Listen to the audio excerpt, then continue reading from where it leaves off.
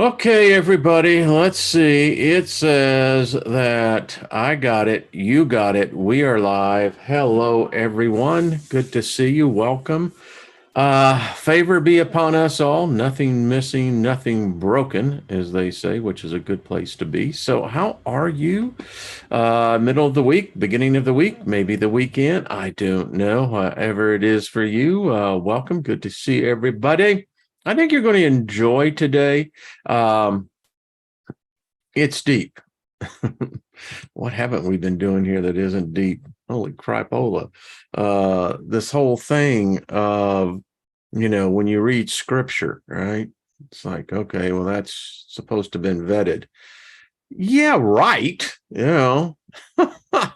Yeah, I don't think so. It's like, you go into a football arena and everybody else is wearing white and you're wearing black, blue. You're going to stand out no matter what. There ain't nowhere you can go. Yeah, so that, the female aspect of humanity, the the miracle that gives birth, brings in souls, spirits, however you want to define it. And yet, right in front of us, been there all along.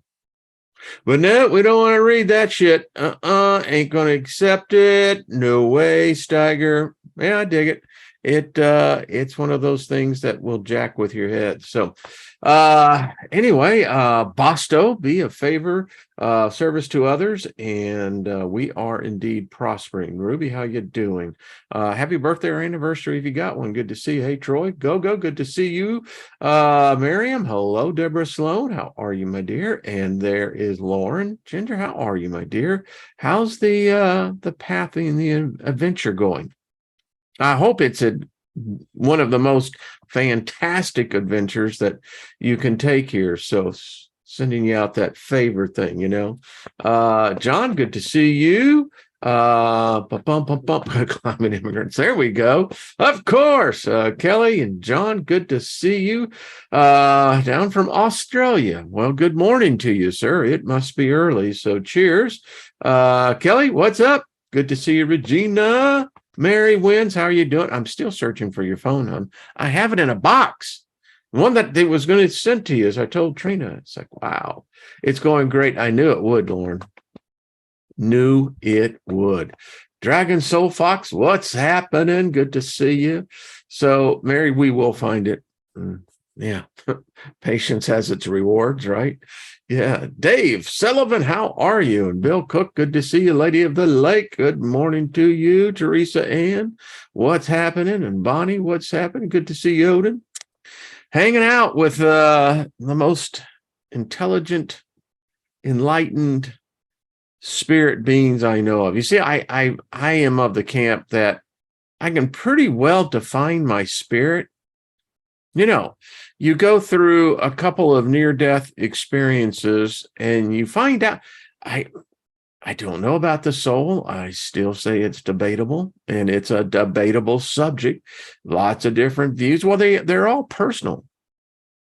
But, I can remember when I was hovering over in that emergency room after being stung like, 40 plus times right here, all centered around my temple. They just, anyway, yeah. You get at that out of body experience and you're looking down. That's some real stuff, man. That ain't no BS.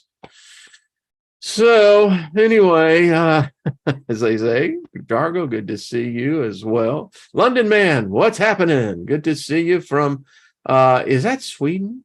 I know it's over in Europe. Anyway, thank you, my friend.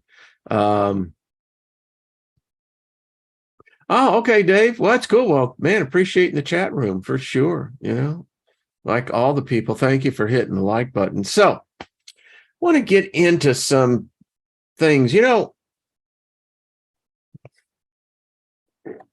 This whole thing that somehow the female part of our species got dealt a bad hand. It's bizarre. And when you start looking into it, folks, it's like everywhere. The Golden Dawn was reading through that, and I'm going, yeah, we'd like to think that occultists, or, don't have that issue, but apparently they do, and they did. They wrote about it, all their writings. So, you're here thinking, and I sometimes just end up staring out at the woods, because this one is perplexing. It would be so easy for me merely to say, well, of course, every woman has a living soul. I mean, it can't be any other way. Why would any God create such a scenario? But yet, if we were on the debating team, I mean, we would have to hit the opposition hard. No matter what you would like to suppose it say, no matter how much you want to look at the eschatology of each word, people don't do that. People don't communicate like that. Unless you're saying it's a spell. For if the word feminine has a different meaning than what the general populace have either been told or taught to believe, your original meaning of any word is useless. Except that you are a wizard, or I could say this, a witch, a wise woman, who understands the eschatology, how important it is. Because if you're going to be casting spells, particularly the type of spells that entrapped a whole species, a whole freaking planet, now that's some wizardry. That's some high level shit, man. That's what I'm talking about. And so you write it, but yet virtually everyone goes right over their head like a 747. Bye. Yeah. So it's puzzling. It's perplexing. And so I like the spirit realm. I have to say, it's a cool reality. It really is. If we do our apprentice work here, by the time we get over there, we should be pretty well. We should have the fundamentals down. In other words, we're not going to be walking around going, what the hell happened here? We're going to say, well, now, wait a minute. In my memory, I can recall blah, blah, blah, blah. So today, I was drawn into this article, and I'll pull up the article about dark energy, this vacuum. Now, this is an actual picture of space. If that doesn't look like a brain, I don't know what does. And in the scale there, that's 125 million light years. Each light year is almost 6 trillion miles. It is said that if you believe that the story that from the event that happened in the world, that would have been the advent of a Christos, we on this planet, our species, has traveled approximately 1.1 trillion miles. It's only taken us a little over 2,000 years to do that. Wow. So 1.1 light years. And when you look at this, and if you give pause to it, just stop and think about what you're looking at. You're looking at galaxies. You're looking at potentially trillions and trillions of souls. If life extends beyond this planet, do all aliens have souls? Do they have spirits? They seem to be a hell of a lot smarter than we are, because they seem to have figured out how to traverse this.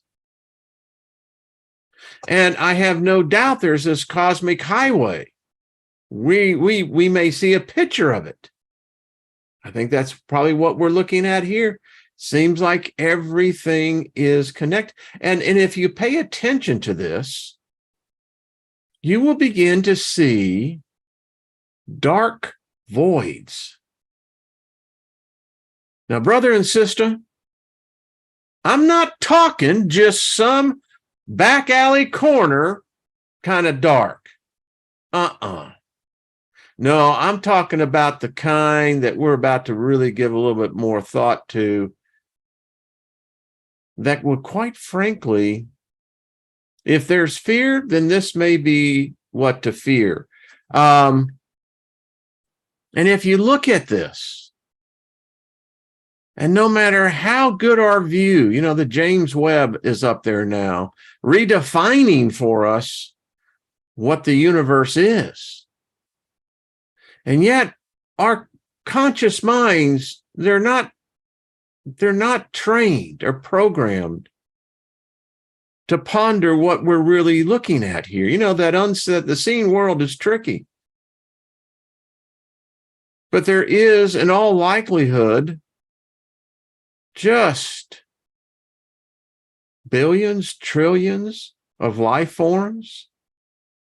I wonder if they struggle with, who is Jesus? Did Jesus really live? Who is God? Do they struggle with questions, man, woman? Do they struggle with the violence of their species, murder, rape, pillaging, lying, the whole gamut? And when you talk about these voids, there is really something going on. Are we looking at the inside of a living brain? A brain of a consciousness that we're just a mere fragment of light. Your life, my life, is of such insignificance when compared to the vastness, the complexity, and the purpose of the universe. We're looking at here, this is history, light that's reaching us billions of years old. And no matter how we seem to peer further and further back, there's still yet more and more. And sadly, the average human lives less than 80 years. Do we see this on the other side? Is this visible to the spirit realm? We talk about being enlightened, light beings. But if we are of such, then we're in a very darkened universe. A dark universe that feeds off of us, because we are, in fact, the polar opposite. Yet, no matter where we look,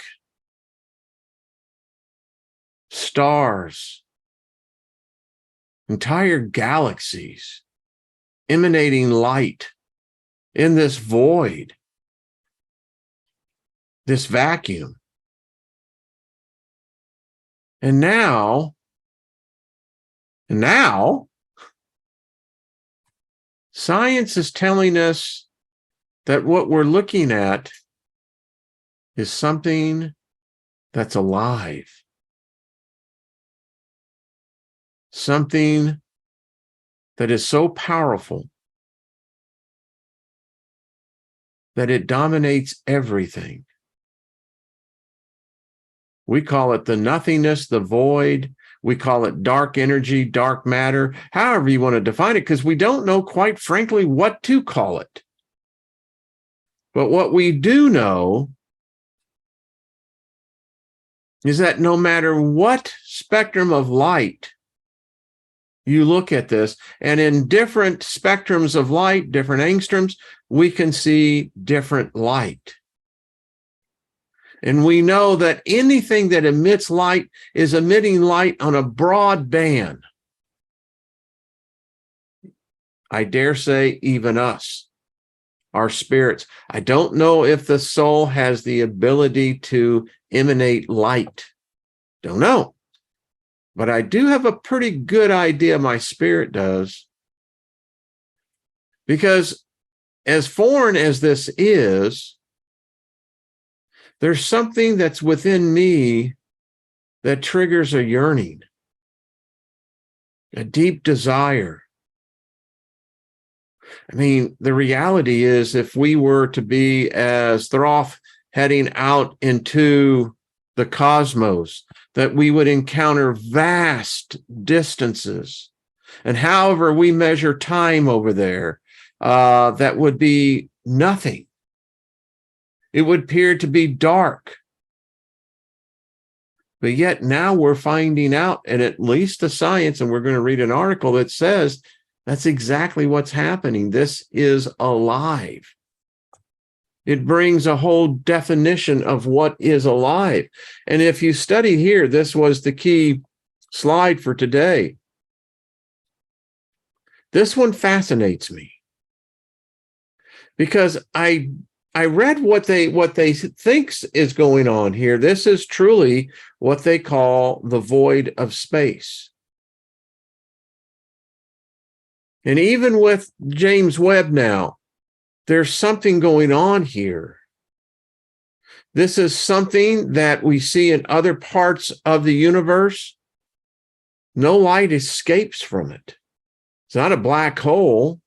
You can actually see stars, solar systems, galaxies that seem to become weaker, or something is capturing their essence, their light.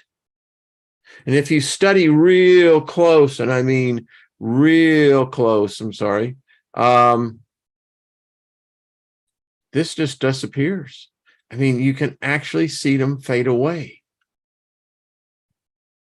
Now, when I look at this, I was really deep in thought. I mean, it's amazing. It pulls you in.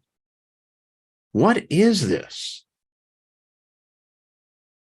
What would a living spirit, a living soul, if we could escape this planet, even after death, what is this? They say that this is alive. I don't know how to fully process that. I don't know what that actually means. Alive in what manner? To what degree? Is this a singleness of consciousness? And what happens when other consciousnesses fall into this? Is this a trap that you never return from? Is this a second death? Does it absorb everything it comes in contact with it? And they say it's growing.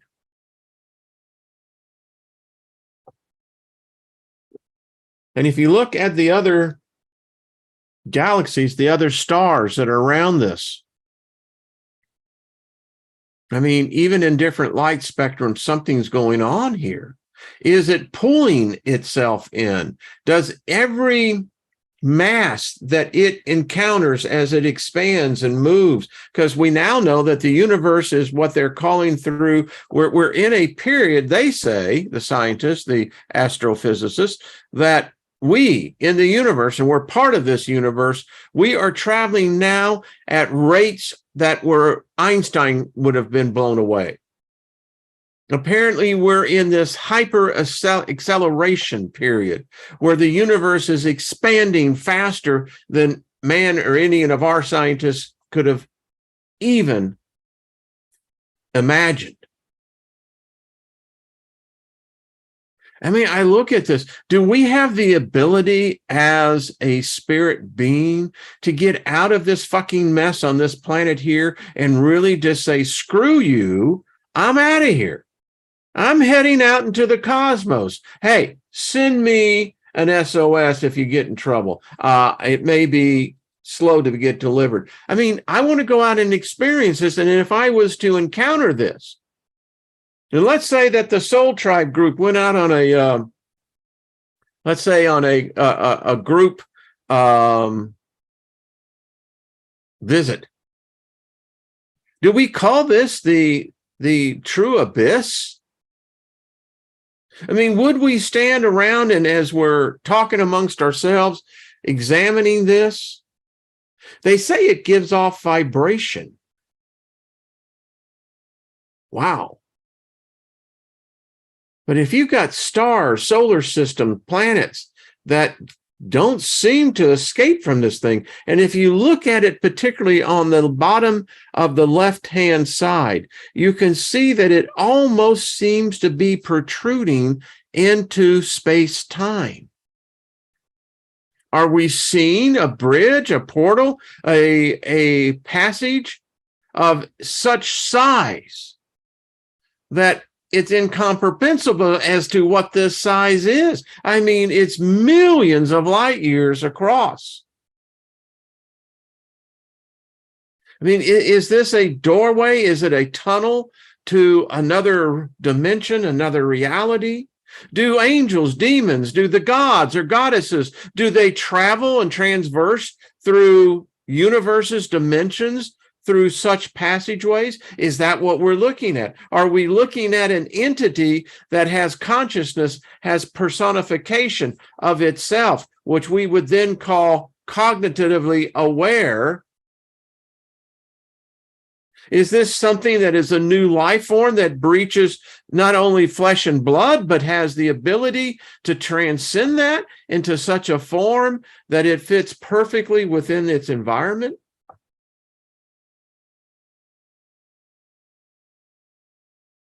I wonder if all humanity could just stare at this and just begin to figure it out. But no, evidence would say that, we are all alone out here.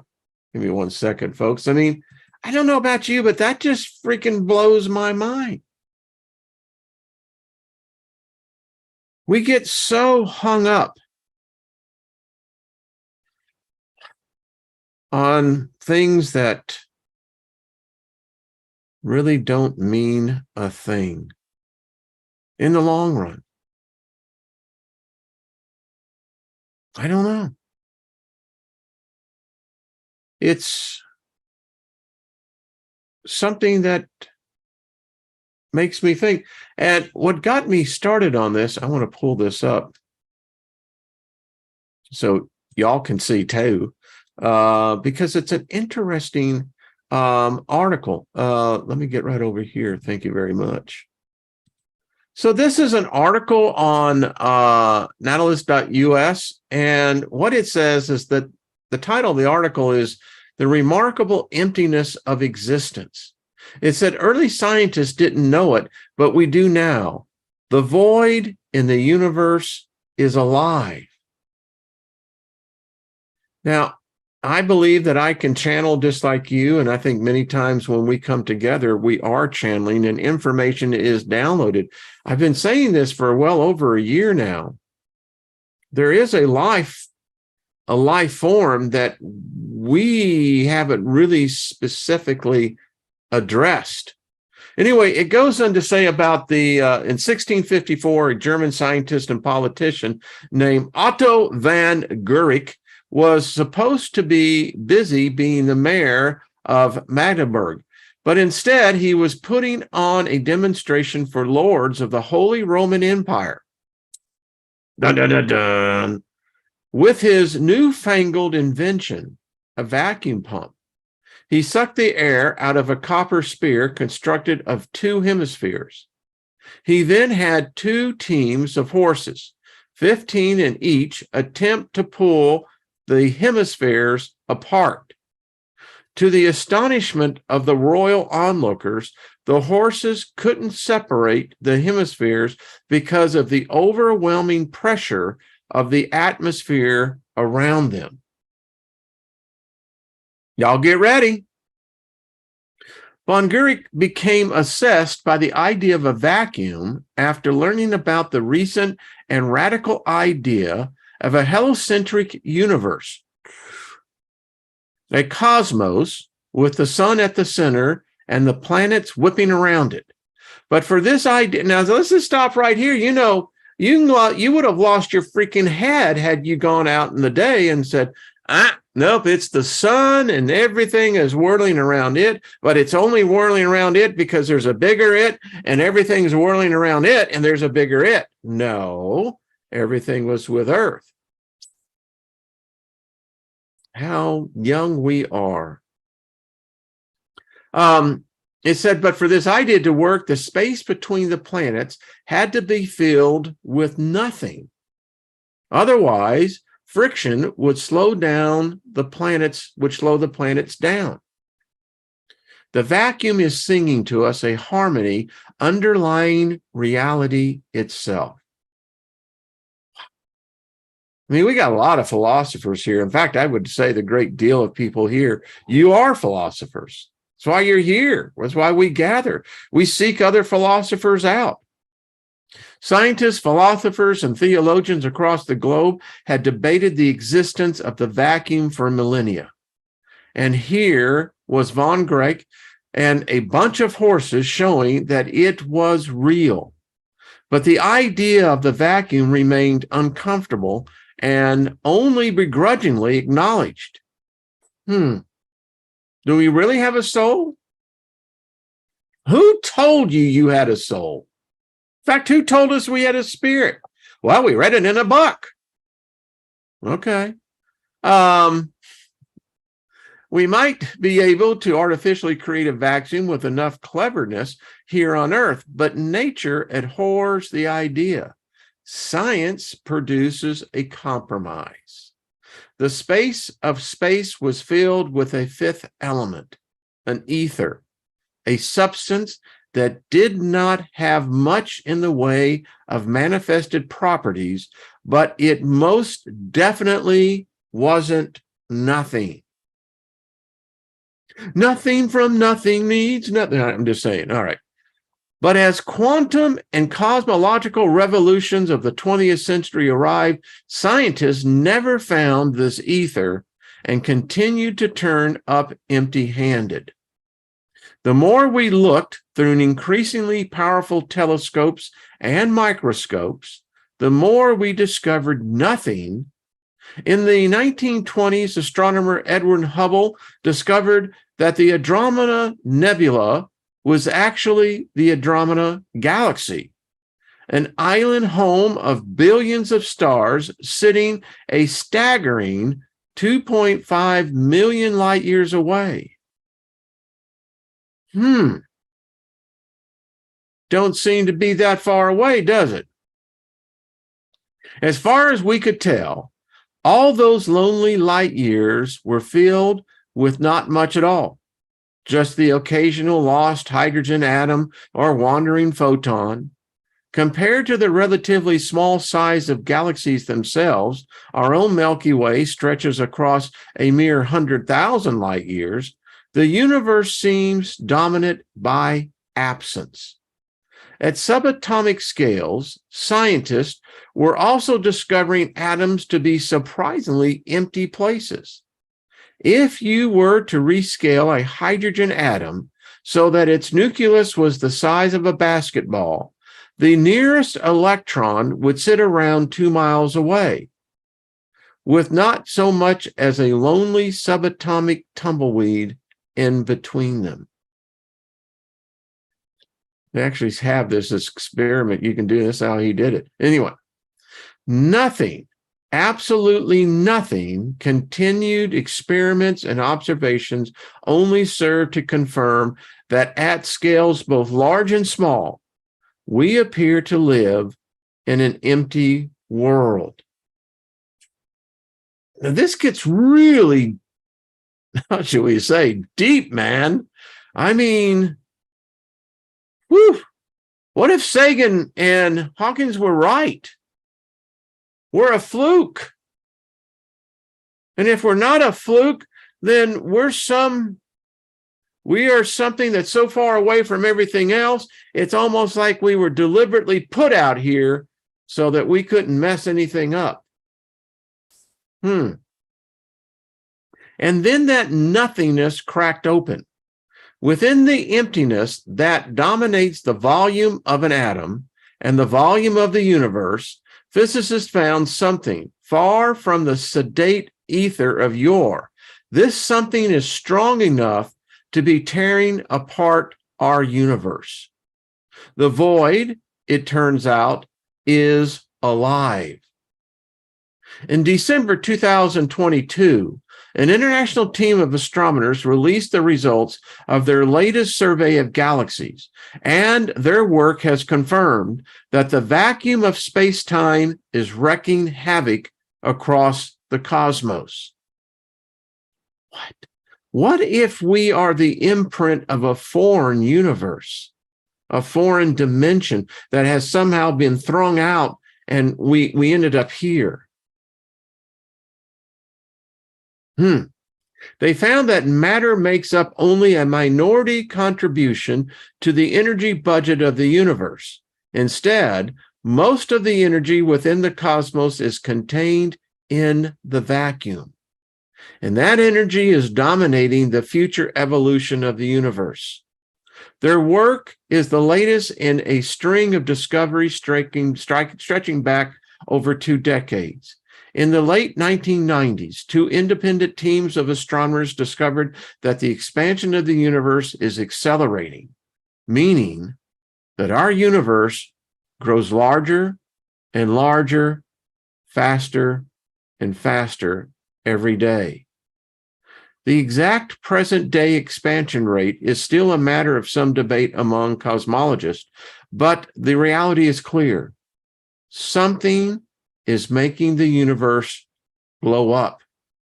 It appears as a repulsive gravitational force, and we've named it dark energy. Only problem is we can't find it. You can see it, maybe. The trick here is that the vacuum, first demonstrated by von Guericke and all those centuries ago, is not as empty as it seems. If you were to take a box, or following Guericke's example, 2 hemispheres, and remove everything from it, including all the particles, all the light, all the everything, you would not be left with, strictly speaking, nothing. What you'd be left with is the vacuum of space-time itself, which we've learned which is an empty in its own right. Empty, which is an entity. Well, that changes everything. So we've learned it's an entity. Now we know the importance of words here. This is an interesting word that they've chosen. Nothing contains all things. It is more precious than gold. We live in a quantum universe, a universe where you can never be quite sure about anything. At the tiniest of scales, subatomic particles fizz and pop into existence, briefly experiencing the world of the living. Did you catch that? Now, this is a science paper. And they're using such terms as entities. They're using such terms as existence. Wow. Briefly experiencing the world of the living before returning back from where they came. Disappearing from reality before they have a chance to meaningfully interact with anything else.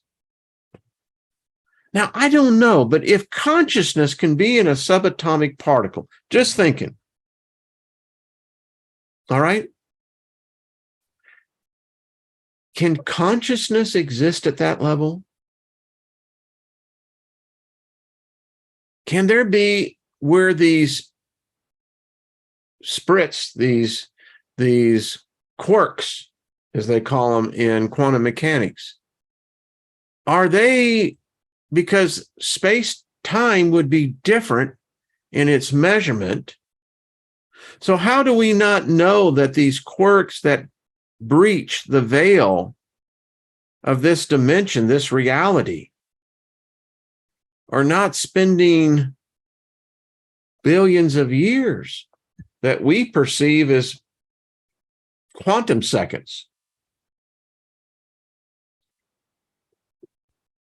Wow. What if some of us got trapped here because we were on a group picnic and someone said, hey, that'd be a good idea. This phenomenon has various names: the quantum foam, the space-time foam, vacuum fluctuations. This foam represents a fundamental energy to the vacuum of space-time itself, a bare ground level on which all other physical interactions take place. Now, layer your spirituality into this. Because if this is what makes up this that we are existing in, damn, it just doesn't seem that difficult to extrapolate that if this is one set of principles or laws, why would they not reflect over into this quantum universe of which we are? And this is what all physical interaction, this is the way, all of us, this is how it happens. In the language of quantum field theory, the offspring of the marriage of quantum mechanics and special relativity, quantum fields representing every kind of particle soak the vacuum of space-time like crusty bread dipped in oil and vinegar. Those fields can't help but vibrate at a fundamental quantum level. In this view, the vacuum is singing to us, a harmony underlying reality itself.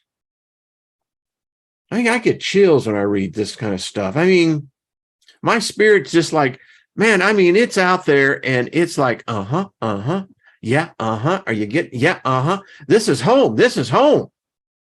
Not sure what home is out of this, but this is what home is made out of. And it would appear that this is what we're made out of. In our most advanced quantum theories, we can calculate the energy contained in the vacuum, and it's infinite. As in sufficing every cubic centimeter of space and time is an infinite amount of energy. The combined efforts of all those countless but effervescent particles.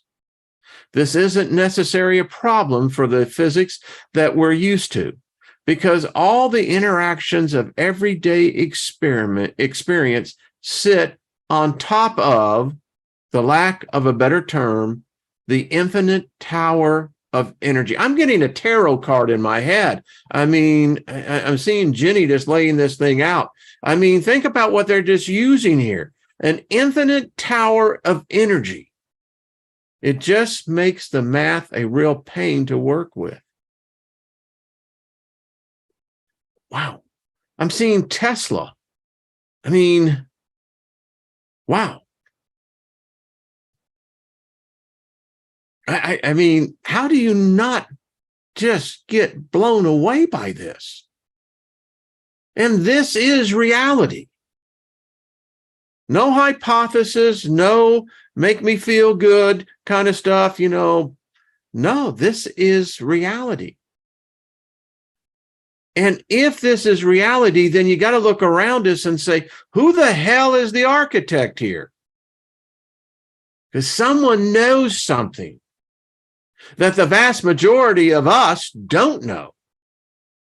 But I would say this: if you're a true witch, a wizard, a conjurer, a seer, I would almost be certain that you, on some level of consciousness, understand, and it may be just residual knowledge, but you understand these things. And I know many of you are starting to see, yeah, this is how magic works. It's only magic to the uninitiated, the uneducated. To those who know what they're doing, we understand that we're just merely using the natural elements that are already here. We've been able to incorporate this into our thought space-time. Yes, thought has an impact on space-time. It cannot help but not to. Thought is the dominating force within a space-time continuum. It can be manipulated, it can be harnessed, it can be redirected. And there are a level of beings who have even greater knowledge of this. And this is where you have conjuring, invocation, bringing these spirits into this realm to where they share that knowledge. Now, because of our ignorance of not knowing such things, we have the tendency, because if we're happen to feeling bad one day, well, that's a demon. If we're happen to feel very fanciful, then that's an angel. And they're going, whatever, maybe you might learn something here. Oh, no, it's all about heaven or hell, Steiger. I'm just telling you right now. Really? Really? You still buy that? Really? If you buy that stuff, then you believe in more magic than I ever can. That's all I got to say. All this would be mathematically annoying, but otherwise unremarkable, except for the fact that in Einstein's general theory of relativity, vacuum energy has the curious ability to generate a repulsive gravitational force. We typically never notice such effects because the vacuum energy is swamped by the normal mass within it. In von Guericke's case, the atmospheric pressure surrounding his hemispheres were the dominant force at play. But at the largest scales, there's so much raw nothingness to the universe that these effects become manifested as accelerated expansion. Recent research suggests that around 5 billion years ago, the matter in the universe diluted to the point that dark energy could come to the foreground. Today, it represents roughly 70% of the entire energy budget of the cosmos. Studies have shown that dark energy is presently in the act of ripping apart the large-scale structure of the universe, tearing apart superclusters of galaxies and disentangling the cosmic web before our eyes. Hey, what are we witnessing? Don't tell me we didn't plan on our trip coming in here. It's exactly what we did. It's like, hell yeah. But the acceleration isn't all that rapid. When we calculate how much vacuum energy is needed to create the dark energy effect, we only get a small number. But our quantum understanding of vacuum energy says it should be infinite, or at least incredibly large. Definitely not small. This discrepancy between the theoretical energy of the vacuum and the observed value is one of the greatest mysteries in modern physics. Magic is exactly what this is. And it leads to the question about what else might be lurking in the vast nothingness of our atoms and our universe. Perhaps von Guericke was right all along. Nothing contains all things, he wrote. It is more precious than gold, without beginning and end, more joyous than the perception of bountiful light, more noble than the blood of kings, comparable to the heavens, higher than the stars, more powerful than a stroke of lightning, perfect and blessed in every way. I read that last paragraph, and I get what he is saying. It's like we're almost standing back in Germany in the early 17th century, most likely having a beer. And Guericke is explaining this phenomenal thing that he has done. And the gnosis hits him. You know, death is not what it is. It's merely a transition to those who can grasp and understand. Maybe it's the ticket out. Because I wonder, I hope you enjoyed that article. To me, it's fascinating, but it's mind-blowing.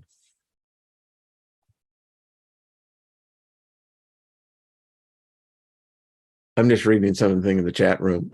It's like dropping in on a conversation. Oh, yeah, really? But I don't know. I see this in matters now. You know, whether I am searching, for, the reptilian, whether I'm searching for the goddess Asheroth, who was probably, that's maybe what her name is, whether I'm debating Jesus was a woman, why a woman was even created, why this separation, and, all of that becomes meaningless. Meaningless. I mean, if there's some God that can't get its head out of its ass to figure out where its ass is and where its head at, I sure the hell ain't going to be going there and bowing down to something like that. I mean, the cat just figured it out before we did. And that's all. And if you want to be bedazzled by it, well, then you're going to be entertained here for a long time. It doesn't want to let you go. Hey, Deborah, what's up? Yeah, isn't that interesting? But the question I have, Deborah, on that one with the Big Bang, and I do believe that's what we're talking. I think that's what all these sacred books are talking about. But where are we in the universe? Where are we? I mean, this is not point zero. Or maybe the Borg think it is. Maybe in Star Trek, Gene had it right. Maybe this is, 0.0 sector, it is from our point of view.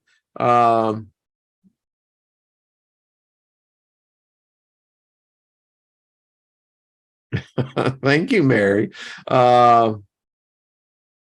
Electroplasm. Well, it's obviously a substance that has the ability to manifest itself into multiple realms.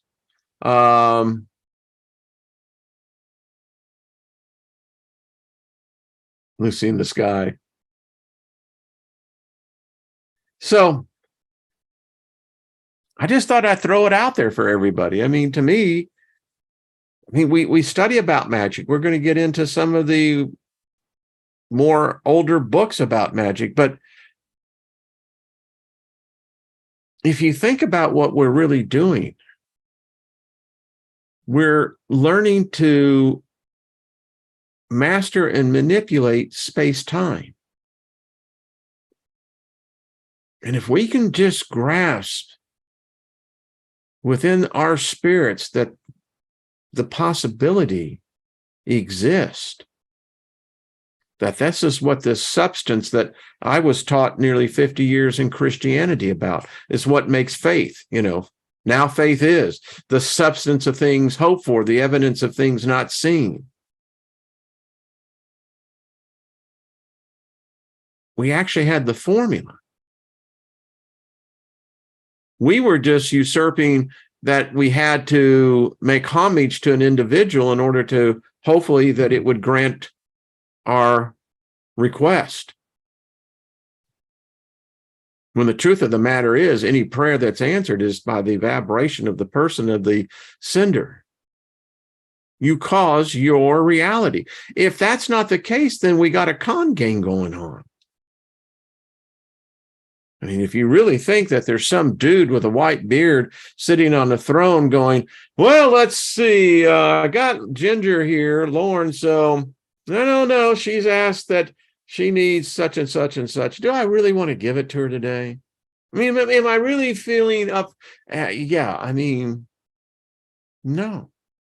But what I can tell you about Ginger that I know is that she's figured this out. Abracadabra.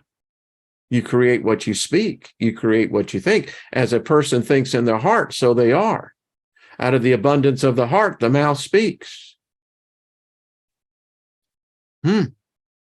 I feel like Poindexter. I'm in my laboratory now, and I've got all my beakers and everything laid out, and I've got full-time monitors, that are, reaching about 270 degrees, and I'm just having a real good time because now I can understand of actually taking this nothingness and realizing that mentally I can begin to literally reach in.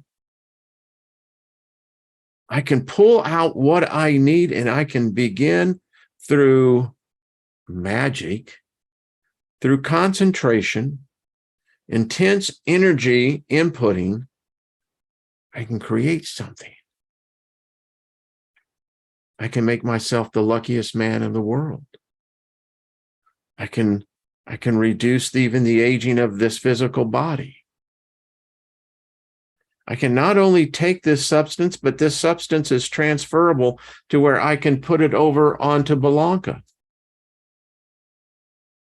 And without her even knowing it, this substance that's called the nothingness, it's filled with a consciousness. I mean,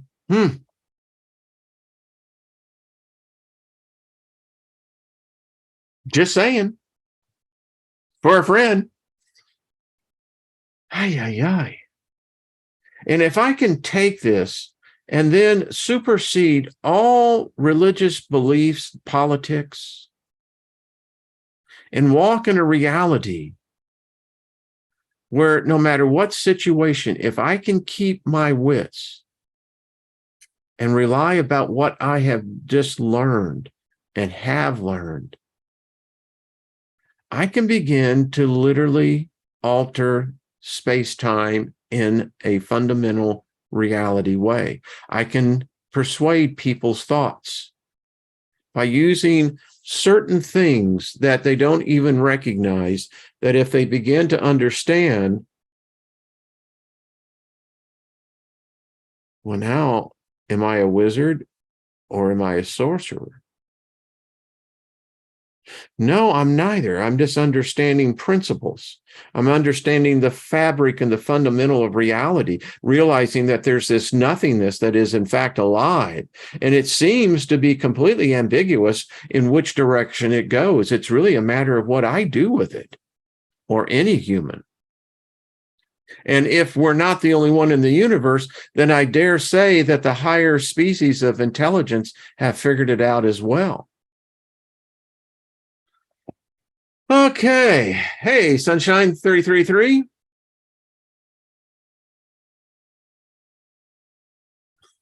So, Bonnie says, Wayne, can you make my friend forgive me? Bonnie, actually, you can. If you take that favor cleansing invocation, I think I may have sent it to you, and you put the picture of your friend and you make that circle, and you point and say what I have done, now understanding what you know today, only takes a little bit of knowledge, poquito, that's all it is. And yeah. Does that mean ceremonial or rituals aren't necessary? I think Emperor Rex on that one, I think that it's all mental. But we physical beings, we like props. Why? Because props work. We're still the flesh. And whether it's a circle, whether it's an altar, whether it's a candle, whether it's incense, whether it's conjuring, yeah. And if you think that there's some freaking big demon on the other side that somehow is going to kick your ass, then I would advise you don't go down that road. You have to have the attitude you're going to kick its ass. Because if it has any balls, they'll be crushed. Be whimpering back. Oh, I saw Steiger. Oh, you see, yeah. Fuck you, demon. I mean, who the fuck are you to fuck with me? That's my attitude. You want to go around? Let's go it. I've had my ass kicked, and guess what? I got up again, and I'll continue to come back until I kick your ass. Now, give me your best shot. I've told angels the same thing. Don't give me this bullshit.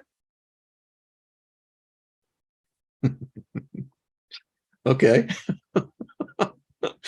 Just kicking some spiritual ass. That's all I'm saying. You know,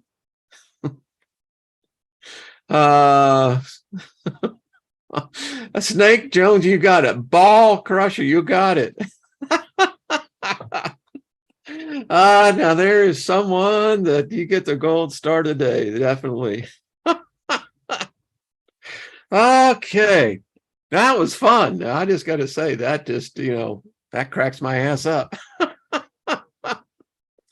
Okay.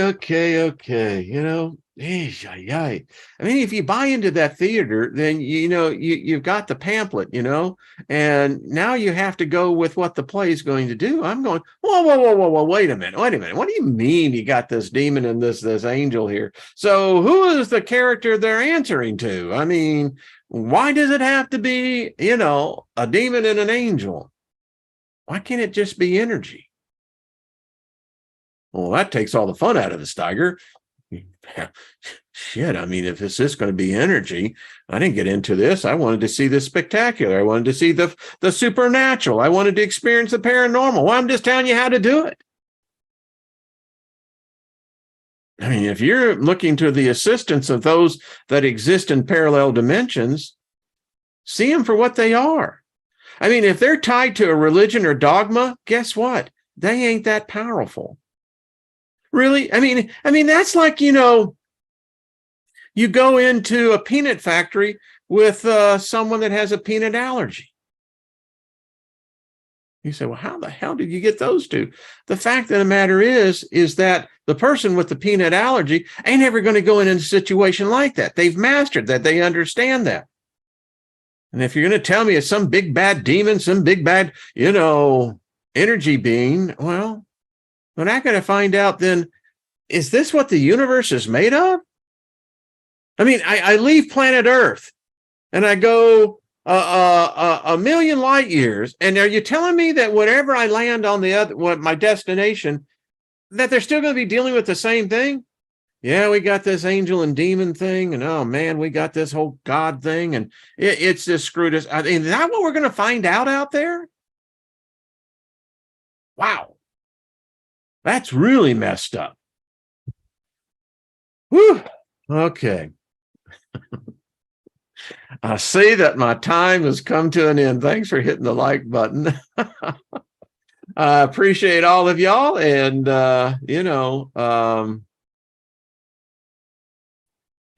it's through the heliocentric model, Elderberry. That's how it works. We're not moving like this. We're moving like this.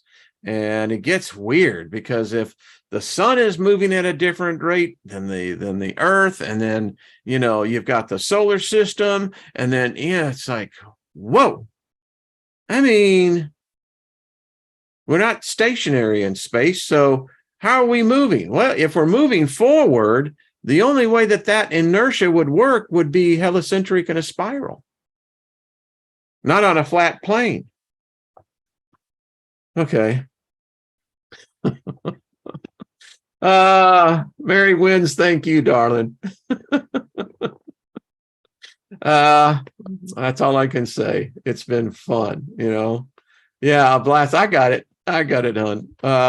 All right, folks. Well, have yourself a fantastic afternoon. See you here tomorrow.